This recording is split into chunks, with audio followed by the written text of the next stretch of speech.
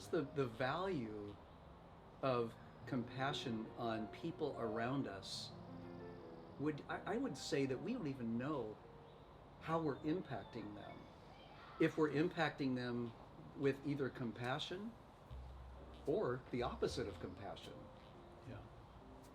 And what happens to a person when they receive that compassion? What are your thoughts on something like that? You know, that's interesting. I had Blazer tickets for many, many years, but I never took any of the youth to a game except one, and that was Daniel. On the drive back from the game to the Vancouver house, I finally learned his name. Not his street name, but his name. And he started telling me his story. And he said, you know, I didn't care about going to the basketball game. I just wanted time with you. And I appreciate so much just the time we had together for the dinner and the conversation. His story was that when he was 8 years old, his mom dropped him off in downtown Portland as an 8-year-old, and he started living on the streets of Portland as an 8-year-old. We got him at our feeding center at 18. But it's that compassion, that's just the caring, just talking to him. How's it going for you? Having that compassion and that empathy. You know, I'm sitting here thinking about this, and I know the value of compassion. I've seen the results of being compassionate toward another human being. But I'm really struck with even people that I run into now, either driving on the freeway or in the grocery store or any of those things. My reactions, how I treat them, does have an impact on them.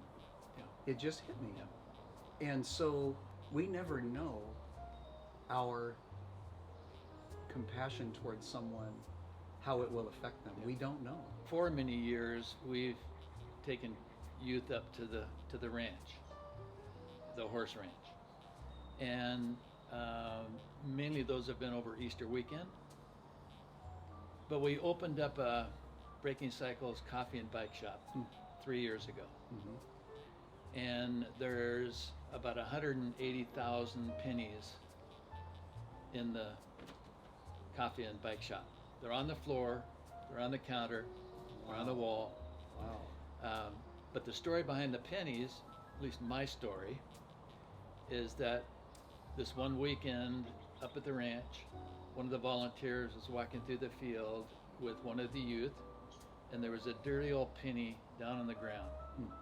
And the volunteer went down to pick up the penny, and the youth said to him, "Don't bother picking that up. That's what people think about us.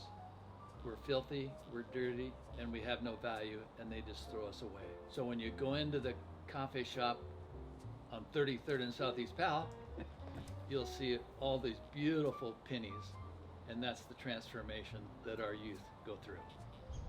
I'm excited about hearing the story of the penny, and it's a story that says a lot about compassion and choices that I make every day to treat others with value, and I make that choice every day, whether